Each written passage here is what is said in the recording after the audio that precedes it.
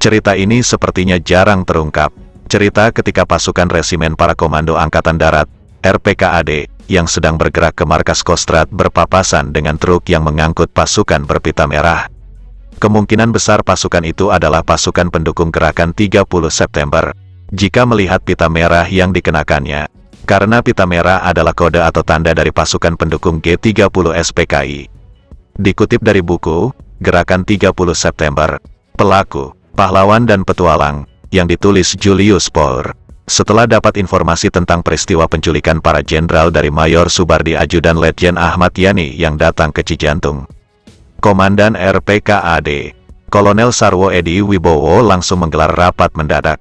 Rapat mendadak ini dipimpin langsung Sarwo Edi dan dihadiri Mayor C.I. Santosa dan semua komandan kompi RPKAD. Selama pertemuan, Kolonel Sarwo sempat mengirim utusan untuk menemui Brigadir Jenderal Mung Parhadi Mulyo, bekas komandan RPKAD yang sedang menjalani cuti karena mengikuti pendidikan militer lanjutan. Sarwo Edi meminta saran penanganan atas penculikan Jenderal Yani.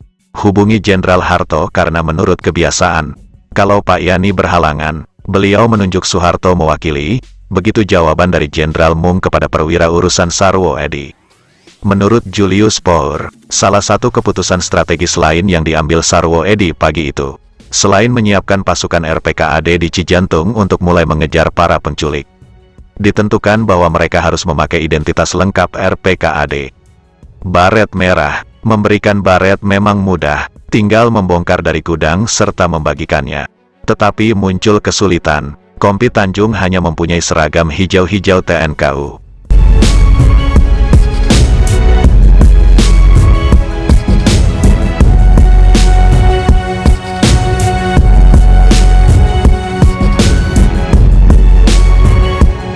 Kendala tersebut dengan cepat diselesaikan Sarwo Edi. Celana lapangan hijau bukan persoalan, tetapi bajunya, masak RPKAD bertempur memakai seragam TNKU, bagikan segera jaket loreng darah mengalir. Semua pasukan harus menyesuaikan diri dengan Kompi Tanjung, begitu instruksi spontan Sarwo Edi. Berkat datangnya keputusan spontan tersebut, selama melakukan operasi menumpas gerakan 30 September, RPKAD tampil khas, memakai baret merah, dipadu jaket loreng dan celana hijau. Jaket diperlukan untuk menyembunyikan identitas TNKU yang terpaksa dipakai Kompi Tanjung. Dalam biografi Faisal Tanjung yang ketika itu masih berpangkat letu menggambarkan situasi tersebut. Situasi ketika pasukan yang dipimpinnya diperintahkan bergerak ke markas Kostrad di kawasan Gambir, Jakarta Pusat. Tepat pukul 13.00 Letnan 1 Faisal Tanjung dan semua komandan kompi mendapat perintah dari Mayor C.I. Santosa agar berangkat menuju markas Kostrad di Jalan Merdeka Timur, Jakarta. Mereka langsung di bawah pengawasan Kolonel Sarwo Edi, demikian seperti dikutip dari buku biografinya Faisal Tanjung. Dalam buku biografinya, Faisal Tanjung juga sempat menyinggung sebuah peristiwa kecil, di mana pasukan RPKAD sempat berpapasan dengan truk pengangkut pasukan yang memakai tanda pita merah di pundak kanannya. Perjalanan menuju Kostrad sangat lancar walau mereka di jalan sempat berpapasan dengan truk pengangkut pasukan bertanda pengenal pita merah hijau di bahu kanannya, ungkap Faisal Tanjung dalam buku biografinya. Pada petang hari, semua pasukan RPKAD dari Cijantung telah bersiaga di markas Kostrad. Kemudian pada pukul 18.30 datang perintah dari Panglima Kostrad Jenderal Soeharto untuk membebaskan RRI dan pusat telekomunikasi yang dikuasai komplotan G30 SPKI. Sebenarnya, sejak pagi Pangkostrad sudah ingin merebut RRI dan kantor telekomunikasi, tapi tidak dia lakukan untuk menghindari pertumpahan darah. Soeharto ingin merebut RRI secara diam-diam pada malam hari, saat ibu kota sudah relatif sepi. Seperti diketahui, sejak Jumat pagi pukul 6.30, para pendukung gerakan 30 September telah menguasai RRI dan pusat telekomunikasi. Dari sini mereka melancarkan provokasi, propaganda, dan menyebarkan berita-berita bohong maupun fitnah dan hasutan.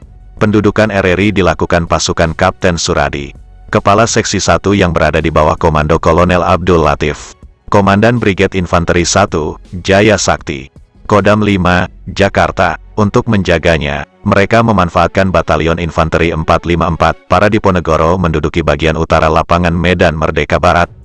Sedangkan Batalion 530 para Brawijaya berjaga mulai dari Museum Nasional ke arah selatan sampai air mancur. kemudian membelok ke timur, hingga kantor pusat telekomunikasi.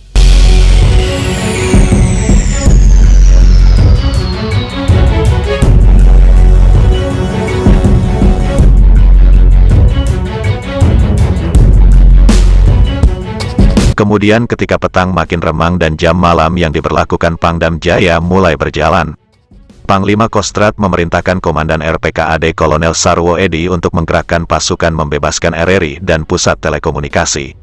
Pangkostrat berpesan pembebasan dua objek vital itu diupayakan jangan sampai memakai peluru tajam. Hindari sejauh mungkin pertumpahan darah, kecuali jika memang amat terpaksa. Kepada anak buahnya, Kolonel Sarwo Edi menekankan pesan dan perintah Pangkostrat tersebut kepada anak buahnya. Dalam melaksanakan perintah operasi pada Jumat petang tersebut, RPKAD menggerakkan 3 kompi pasukan. Kompi Tanjung oleh Sarwo Edi diperintahkan merebut RRI, sementara kompi Urip diperintahkan merebut gedung pusat telekomunikasi, dan kompi lainnya bersiap di markas Kostrad untuk menunggu perintah selanjutnya. Ketika itu, Faisal Tanjung selaku komandan kompi yang dapat perintah membebaskan gedung RRI memperkirakan untuk merebut RRI hanya perlu 1 peleton atau maksimal 30 orang. Sebab, dari laporan intelijen yang dia terima, gedung tersebut tinggal dijaga 10 pemuda rakyat. Untuk merebut RRI saya perintahkan Letnan Sintong Panjaitan memimpin. Sintong, rebut RRI, tutup mulut mereka yang ngomong serta berteriak-teriak macam-macam. Hasilnya, laporkan kepada saya di Kostrad, kenang Faisal Tanjung. Tugas tersebut ternyata bisa diselesaikan dengan cepat. Beberapa saat kemudian Sintong memberikan laporan. Pak, RRI sudah bisa kami rebut. Tanpa perlawanan, kami tunggu perintah selanjutnya. Sesudah RRI berhasil dibebaskan, Kepala Dinas Penerangan Angkatan Darat Brigadir Jenderal Ibnu Subroto datang membawa pidato Panglima Kostrad. Tepat pukul 19.20 pengumuman Jenderal Soeharto mengudara. Apa yang menamakan diri Gerakan 30 September telah membentuk apa yang mereka sebut Dewan Revolusi Indonesia. Mereka telah mengambil alih kekuasaan negara atau lazimnya disebut kup dari tangan Paduka Yang Mulia Presiden Panglima Tertinggi ABRI, pemimpin besar revolusi Bung Karno, dan melempar kabinet Dwikora kepada kedudukan demisioner. Di samping mereka telah menculik beberapa perwira tinggi Angkatan Darat. Demikian penggalan pengumuman dari Jenderal Soeharto. Seusai membebaskan RRI dan pusat telekomunikasi, pasukan RPKAD kembali berkumpul di Kostrad. Kemudian, setelah persiapan selesai, Jenderal Soeharto memerintahkan Batalion IRPKAD dengan didukung Ion 328 para Kostrad Siliwangi, 1 kompi tank dan 1 kompi Panser Ion Kavaleri 7, Kodam Jaya dan Ion Kavaleri 1, Kostrad, mulai bergerak merebut pangkalan Angkatan Udara Halim Perdana Kusuma, yang diyakini Jenderal Soeharto sebagai pusat gerakan 30 September. Dalam melakukan penyerbuan, pasukan dibagi 2, sebagian pasukan di bawah komando Mayor C.I. Santosa masuk dari arah Kalimalang, sebelah utara landasan, sementara Kolonel Sarwo Edi, disertai induk pasukan, melakukan gerakan melambung, masuk ke Halim dari arah selatan. Sebelum itu, lewat ajudan Presiden, Kolonel KKO Bambang Wijanarko yang datang ke markas Kostrad untuk memanggil Maijen Pranoto Rekso Samudro yang telah ditunjuk Presiden Soekarno sebagai pejabat sembarangan Menteri Panglima Angkatan Darat. Jenderal Soeharto telah memberikan peringatan agar Presiden segera meninggalkan Halim selambat-lambatnya pukul 24.00. Bang, saya hanya minta bantuanmu agar Bapak usahakan segera meninggalkan Halim. Pernyataan pasukan RPKAD akan segera masuk untuk membebaskan Halim ternyata memenuhi saran Jenderal Nasution, yang waktu itu sudah ikut berkumpul di Kostrad. Kita ini militer, mari kita selesaikan dengan cepat segala persoalannya. Masalah politis, Latmar aan de Owe hierover. Jumat malam pukul 23.30 hanya setengah jam sebelum deadline yang diberikan Jenderal Soeharto. 5 mobil bergegas meninggalkan kompleks Halim Perdana Kusuma. Agar tidak mencolok, mangil, Komandan DKP atau Detasemen Kawal Pribadi mengatur pemberangkatan secara bergelombang. Presiden naik mobil kedua, Prince B3739 warna biru.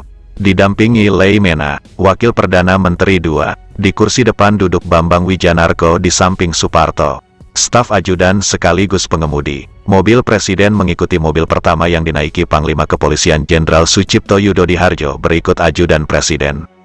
Komisaris Besar Polisi Sumirat, di belakang mobil Presiden, Jeep DKP dengan penumpang Jenderal Sabur, Saelan, dan Mangil, diikuti Jeep DKP berisi pengawal pribadi Presiden. Konvoi ditutup mobil yang dinaiki Jaksa Agung bersama Wakil Jaksa Agung. Perjalanan ke Bogor malam itu sangat melelahkan karena jalan bebas hambatan Jakarta-Bogor masih belum ada sehingga konvoi melewati Parung, yang kondisi jalannya masih sangat buruk. Begitu tiba di Bogor, Kolonel Saelan menelepon Mayor Jenderal Ibrahim Aji memberitahu bahwa Presiden telah tiba di Bogor sebagai truk Val basis yang menjadi wilayah Kodam Siliwangi. Sementara itu, Kolonel KKO Bambang Wijanarko menghubungi Mayor Jenderal Soeharto lewat telepon. Laporan Pak, mission accomplished, kami telah membawa Bapak Presiden keluar dari Halim.